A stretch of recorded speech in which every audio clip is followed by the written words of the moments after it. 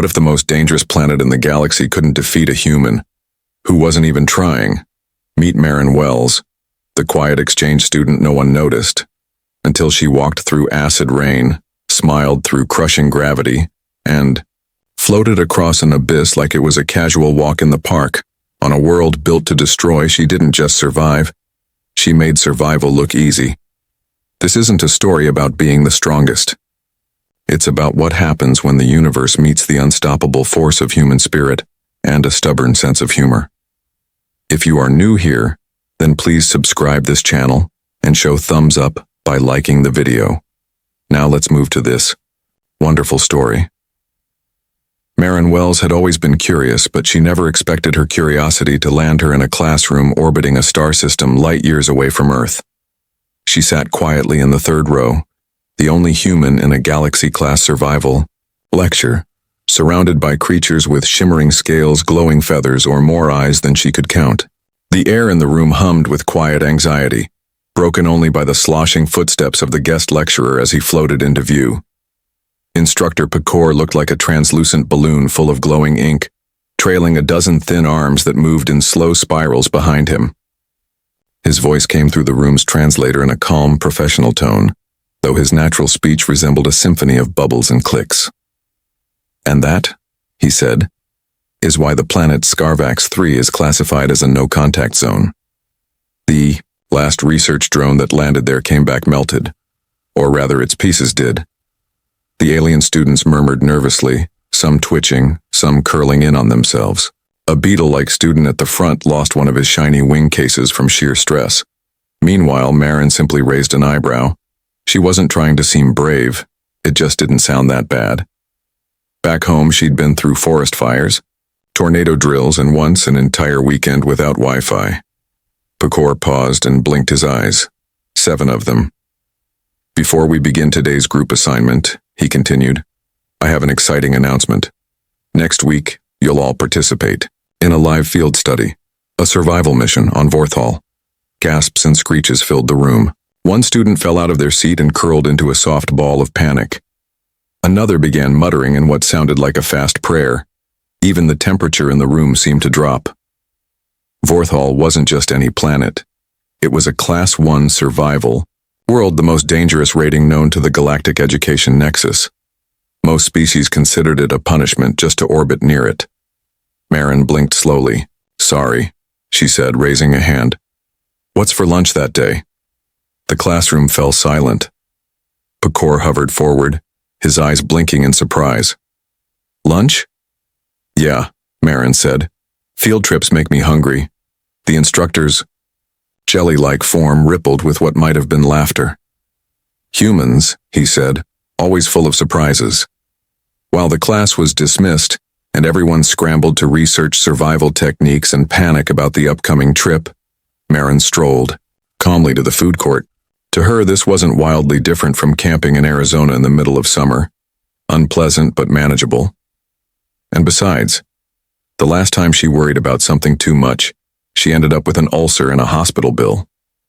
This time she planned to trust her instincts. A few days later, Marin was packing her gear in the loading bay alongside her classmates. Most of them wore thick suits layered with foam, radiation shields, and personal oxygen domes. They looked like nervous parade floats. Marin, on the other hand, had her standard space-issued suit, slightly customized with extra snacks sewn into the lining. A student named Drovey, a frog-like creature with pale blue skin and a soft, flickering glow, turned to Marin. "You're not afraid?" he asked, his voice a croak. Marin offered a lopsided grin. "I grew up in a place where the air caught fire every summer. I'll be fine." The ship launched smoothly and cut through the stars, humming with energy.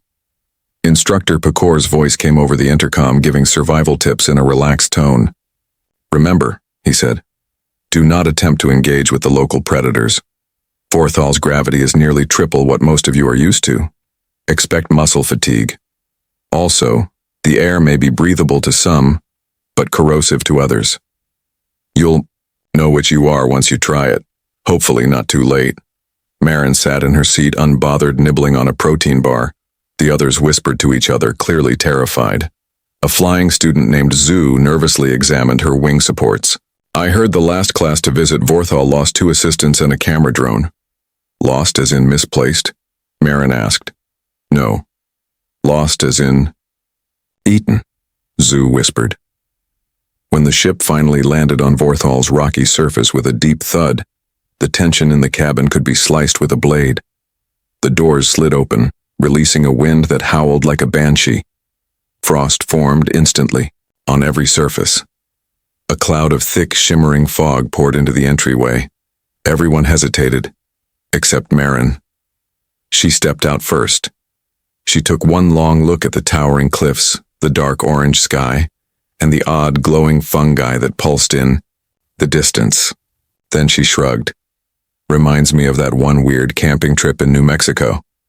Pecor floated up beside her. You truly are something else, he muttered. Behind them, the alien students followed slowly, trembling and bundled in gear. Some clung to each other. Marin, on the other hand, walked as if she were in a theme park. She wasn't trying to show off. She just genuinely didn't think it was that bad. Yet. And that was the moment it became clear to Instructor Pecor and everyone else on the expedition. Marin Wells wasn't just another student. She was about to redefine survival entirely, without even trying. The shuttle doors creaked open with a long metallic hiss, letting in a freezing gust of wind that sent a ripple of frost across the metal floor. Outside, the planet Vorthal stretched endlessly under a rust-red sky. Jagged mountains pierced the clouds like broken teeth. Rivers of glowing lava ran between frozen plains, and the air sparkled with dust that shimmered ominously. The world didn't just look dangerous, it felt alive, like it was watching. Instructor Pecor floated down the ramp encased in thick, reinforced armor that looked like it belonged on a deep-sea robot. His many eyes scanned the surroundings before turning back to the group. Welcome to Vorthal, he said over the intercom. Remember your training, and under no circumstances should anyone wander off alone. This planet has appetites. The group of students followed slowly, shuffling awkwardly in their survival suits. They looked like a parade of anxious astronauts, each one bundled in layers of gear meant to block radiation, protect from corrosive air, and resist extreme temperatures. Most were trembling, their limbs stiff with fear. One student slipped on the icy rock and had to be helped up by 3 others. Marin Wells was the last to exit the ship.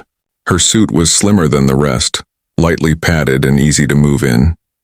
She adjusted her gloves, stepped onto the alien soil, and looked around with calm interest. The ground crunched beneath her boots. Not the friendliest place I've visited, she muttered, but it's got character. Just then, a blast of wind swept across the landing site, picking up shards of frozen crystal and flinging them like tiny knives. The alien students dove for cover, squealing and hissing in panic. Marin ducked, raised a hand to shield her face, and then calmly continued walking. Pecor turned toward her, his eye stalks flickering. Ms. Wells, I must insist you stay with the group. This planet is unpredictable. Don't worry, Marin replied. I'm unpredictable too. The class began their first task, navigating across a wide stretch of rocky terrain covered in boiling mud pools. Each step had to be calculated. One wrong move and a foot could sink into acidic sludge. Zhu, the winged insectoid student, flapped nervously as she hovered just above the ground. This place is cursed, she buzzed. Even the air hates us. Marin moved ahead, hopping from rock to rock with surprising ease. She paused now and then to help someone who was stuck or too afraid to continue. She didn't act like a hero, she just seemed incredibly normal. Too normal, considering the planet was trying to kill them. Midway across the field, one of the ground fissures erupted, sending a jet of glowing steam into the air. A few students shrieked. Marin turned just in time to catch a small splash of green liquid on her arm. The others gasped, expecting her suit to melt. Instead, Marin brushed the spot off with her sleeve and squinted at it. Is it supposed to tingle? She asked Pecor. Because it kind of feels like a bad face mask. Pecor stared at her in disbelief. That substance eats through ship hulls, he said slowly. Well, Marin replied, glancing at her untouched arm. Maybe it's on its lunch break. The rest of the group watched her with a strange mix of fear and admiration. Drovey, the amphibious student, whispered to Kellix, "Is she even real?" As the day went on, Vorthal continued to show its true nature. The gravity was crushing. Many students struggled to walk, groaning under their own weight. Marin moved slower but still steady. Her breathing remained calm. When razor-sharp frost began to form on exposed surfaces, she simply pulled her hood tighter and kept going. At one point, a native creature slithered out from behind a rock, something that looked like a glowing snake crossed with a bear. It hissed loudly and lunged. The students scattered in all directions, screaming. Marin stood her ground, grabbed a stick, and waved it. "Hey!" she shouted. "Back off, Scaly!" The creature paused, stared at her, then slowly backed away and vanished into the shadows. The class watched in stunned silence. No one had ever seen a predator retreat like that. By late afternoon, the group reached a narrow ledge overlooking a valley full of lightning storms and floating stones. They stopped to rest.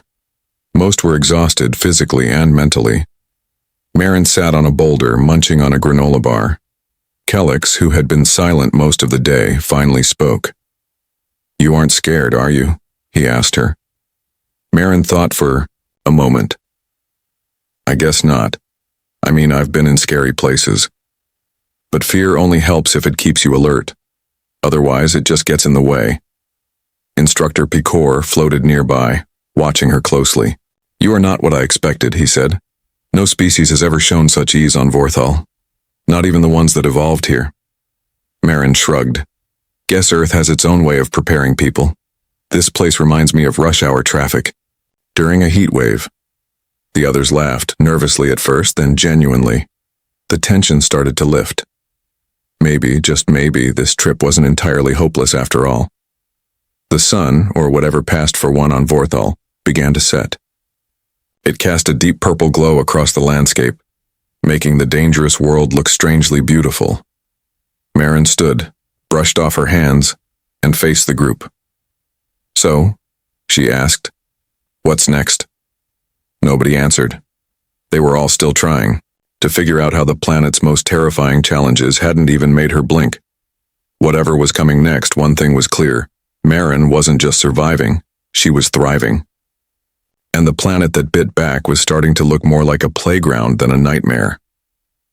By the third day on Vorthal, the students were running on pure adrenaline and panic. The planet's constant chaos had turned even the simplest tasks into terrifying challenges.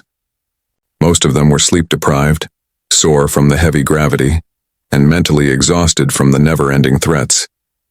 But Marin Wells seemed to be the only one still walking like she was on a school hike. She stretched her arms over her head and smiled at the rising sun, which flickered behind a curtain of green fog and floating ash. Instructor Picor led them toward a dark canyon, his voice oddly calm despite the dread that was growing with every step.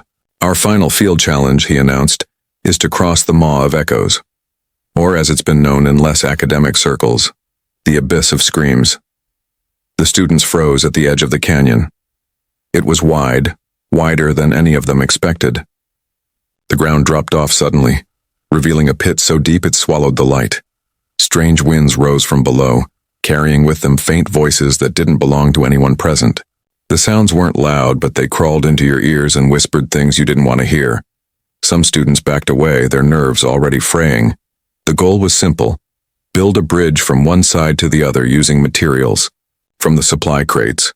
Vines that clung to anything, magnetic panels that floated for about 5 seconds before failing, and several beams made from flexible metal that had a tendency to bend under pressure. No one spoke. They just stared into the abyss, the sound of distant howling surrounding them. Marin stepped up to the edge, peered down, and tilted her head. "Looks like my cousin's basement," she said, "except that had more rats and fewer voices trying to eat your brain." Picor looked over with a mixture of frustration and curiosity. "Ms. Wells, please take this seriously. The canyon is unstable. No one knows how deep it goes, and the wind currents can shift at any moment. I am taking it seriously, Marin replied. I just find it easier to deal with terrifying things if I make fun of them first. While the rest of the students nervously gathered supplies and argued over how to build a safe crossing, Marin walked a little further along the edge. She was quiet now, not joking, just thoughtful. The howling below seemed to rise up, brushing against her like a breath. She looked down, then stepped back carefully. All right, said Drovey, carrying a long vine over one shoulder. If we weave the panels with the vines, we might have a chance, as long as no one jumps too hard. Zoo hovered nearby, flapping her wings in short bursts. This feels wrong, she said. The abyss is hungry. Everyone was too focused on tying knots and stabilizing beams to notice that Marin had wandered off again. She wasn't far, just a few meters down the canyon's edge. She looked around, testing the air with her hand, squinting at the way the ground shimmered slightly beneath her boots. Then, without warning, her feet lifted off the ground. She blinked. The students heard her shout before they saw what had happened. Guys? I think I'm floating." They all turned at once. Marin was about half a meter above the ground, arms out slightly to keep her balance. Her suit wasn't reacting, no jet boosters, no magnet panels. She was simply hovering in place like it was the most natural thing in the world. Kellix dropped the beam he was holding. "Is she flying?" "No," Pecor muttered, floating closer. "She's not flying. She's defying gravity." Marin turned slowly in the air. "Huh, that's new." "How are you doing that?" Zoo asked, her voice cracking. Marin shrugged. "No idea. Maybe this place likes me." "Ms. Wells," Pecor said slowly, "if you are truly able to float, intentionally or otherwise, you may be the only one who can cross safely." Marin looked at the vast canyon, nodded once and began drifting forward. The air pushed against her, but not hard. It felt like walking underwater. She kept her focus, moving one careful step at a time through open air. Below, the abyss groaned, louder now, almost angry. The wind howled and pulled at her, but she pressed on. The others watched in stunned silence.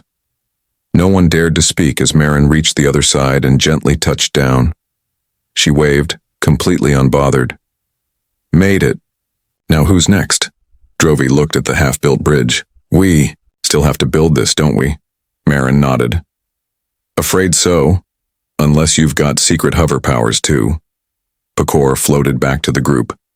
"Let's continue construction. But Miss Wells," he turned back to her, "you've just changed everything we know about survival on Vorthal." Marin shrugged. "Just another weird Tuesday." While the others resumed their building, shaken but slightly more hopeful, Marin sat on a flat rock across the chasm. She kicked her legs, swinging them slightly in the thin air, and listened to the wind. It still screamed, still echoed, but somehow, it didn't scare her anymore. Something about Vorthal, the danger, the strangeness, felt oddly familiar. Not comfortable, but understandable. And as she sat there, waiting for her classmates to finish the bridge, one quiet thought floated through her mind. Maybe she wasn't here just to study survival. Maybe she was here to prove something no one else could. The sky over Vorthal had shifted. Where once there was a constant haze of rust and ash, now thick black clouds rolled in, stretching from one jagged mountain range to the other. The wind had grown louder, no longer whispering warnings but roaring like a wounded beast. Instructor Pecor floated nervously above the rocky ledge, watching the storm form in real time. His eye stalks twitched, his normally calm voice tight with worry. "This is not part of the forecast," he muttered. "Vorthal has been dormant for centuries. Something has changed." Below, the students scrambled to complete the bridge across the canyon. The makeshift structure groaned with each new addition, held together by clever knots and sheer desperation. The wind tugged at their suits, and even the magnetic panels were starting to misbehave under the growing energy in the air. The abyss beneath them wailed louder now, the same chilling sound that had echoed in their nightmares since they arrived. Marin Wells stood at the edge of the canyon, watching with narrowed eyes. She had crossed hours earlier, floating without effort, then waiting on the far side while her classmates struggled. Now, as she stared back across the expanse, she felt something she hadn't since arriving. An edge of unease. Something deep inside the planet was waking up.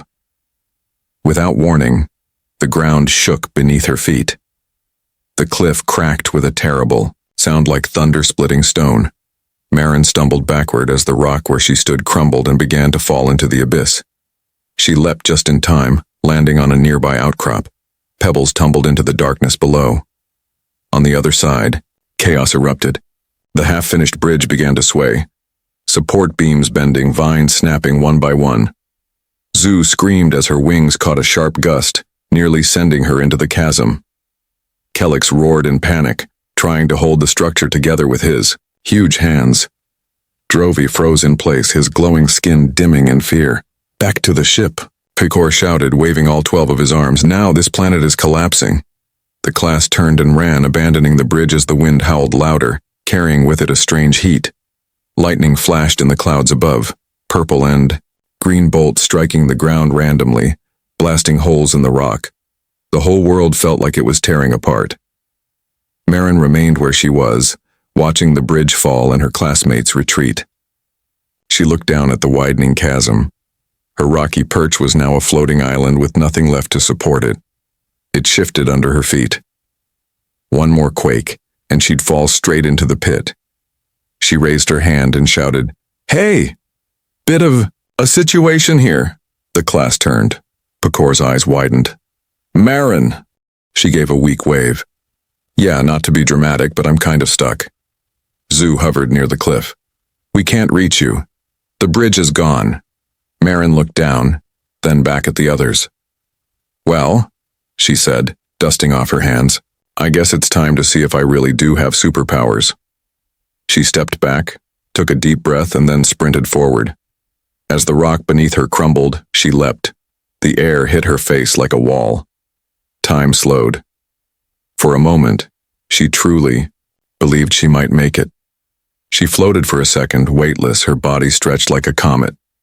Then, just as quickly, gravity caught her. Her body dipped in the air, falling fast toward the swirling mist below. "Come on," she shouted midair. "You let me float yesterday." As she dropped, a shape shot out from the cliff. It was a long, flexible arm, Instructor Picor's, tentacle stretching as far as it could. It latched onto her wrist just in time. She swung wildly, her boots skimming the edge of the abyss, then slammed into the cliff wall. "Got you," Picor grunted, straining to pull her up. Behind him, the rest of the students had formed a chain, grabbing hold of each other to keep from being pulled in. Drovey's slippery skin made things difficult, but Zhu clung tightly with her claws, wings buzzing. With one final pull, they dragged Marin to safety. She rolled onto solid ground, coughing and laughing at the same time. Her hair was full of dust and her suit had a few new burns, but she was alive. "Thanks," she gasped. "Next time I'll stick to walking." Picor dropped beside her, panting. "You are going to be the end of me," she grinned. "I get that a lot." As the team rushed back to the ship, the ground shook again, harder than before. In the distance, the mountains began to collapse. Rivers of lava surged across the valley, swallowing everything in their path. The ship's engines were already warming up when the group boarded, and Picor didn't even wait for them to sit down before lifting off. Inside, the cabin was filled with silence. No one knew what to say. They had seen Vorthal come alive and they had survived. Barely. Picor turned to Marin. "You didn't just adapt to Vorthal," he said slowly. "You outmatched it. No creature, no machine, no being I've ever known has done what you did here." Marin looked out the window as the dying planet shrank behind them. "I didn't plan to be special," she said. "I just didn't plan to quit." The class, even the most shaken among them, began to clap.